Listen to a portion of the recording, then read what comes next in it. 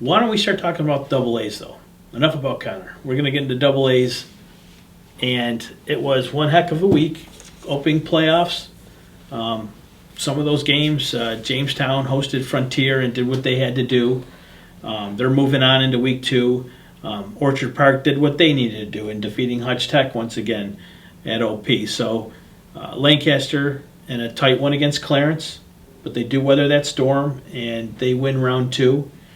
And they're going to be heading down to Jamestown Strider Field, which I think is the best press box in all of Western New York for football games. That's just awesome down there. And then on Saturday, it was Niagara Falls at Bennett for the second straight week, and I was at that game, and Bennett won. Tough to watch. That was a very tough game to watch, and I'm going to leave it at that. But in that game, we saw Dejae Perry probably for the last time. My heart goes out to that kid because he was playing through a number of injuries this year. And still, with those injuries and through that pain, was one of the best football players we got to watch all season. And both sides of the ball. He's over 1,000 yards rushing. I think he averaged, like he did last year, 10 yards a carry, 10 or 11 touchdowns. But unfortunately, I think his season's over. And if you take a look at how he played the game, he was one of the more physical players I've watched in recent years, and he wasn't about just dancing and prancing. He just played smash mouth football, so it'll be interesting to see how the Tigers do against Orchard Park. Yeah, and they will be without Justin Campbell too. Right. For one reason or another. We'll let that go. Orchard Park, and next week I was going to host Bennett for the second time this season. The first time it was all Orchard Park. I don't see how that will go any other way this weekend out in Orchard Park for the Quakers. I see them coming out on top once again.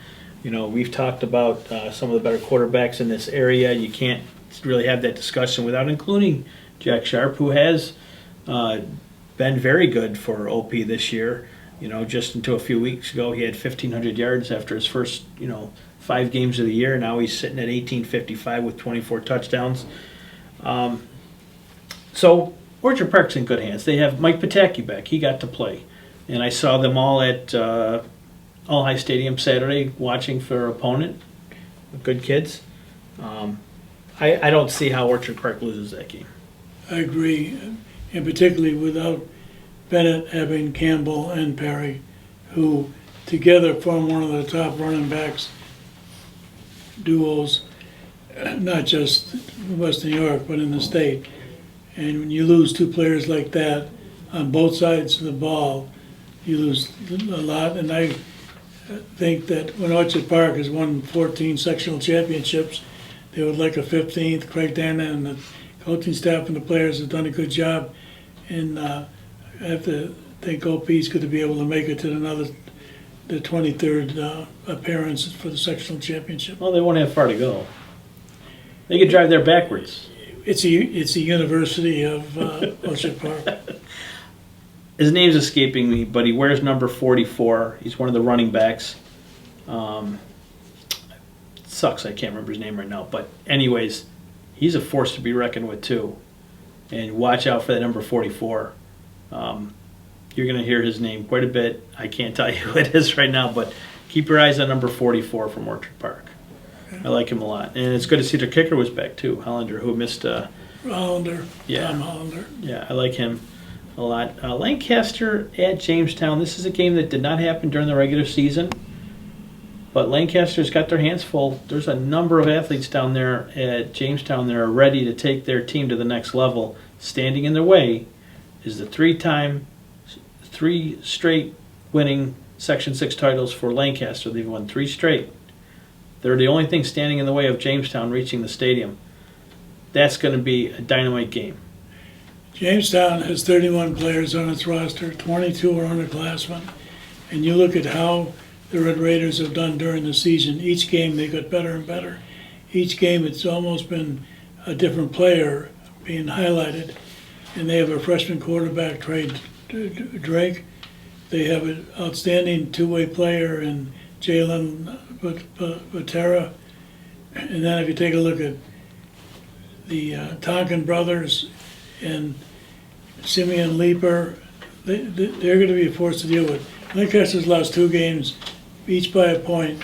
They know what it takes. They got an outstanding coaching staff, but I think that that'll be one of the top games, and both teams will play to the final whistle. One kid that's really been coming on for Lancaster is that Nick Castellana. Been hearing his name called quite a bit offensively.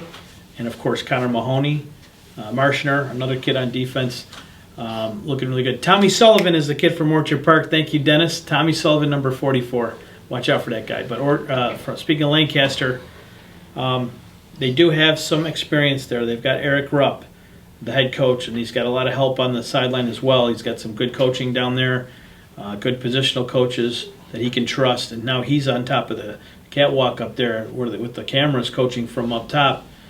We'll have to see what they can do, but they're going to have their hands full with Jamestown. It's a long drive. I don't know if they're bringing their band too. Would they bring their band down, their marching band? Because watching those 2 bands go at it could be worth the price of admission too. But if you look at Jamestown, their complex is outstanding, and they were one of the original turf fields back in the 80s, and the coaching staff is also outstanding. They've won a state championship back, I think it's in 2015. Same coaching staff as now with Tom Langworthy. But to me, it's like, who's going to avoid the turnover? Who's going to win the battle of turnovers? Who's going to win the battle of the trenches? And who's going to avoid the penalties? Because both of those teams have been penalized probably more this year than last year, and they can't afford that.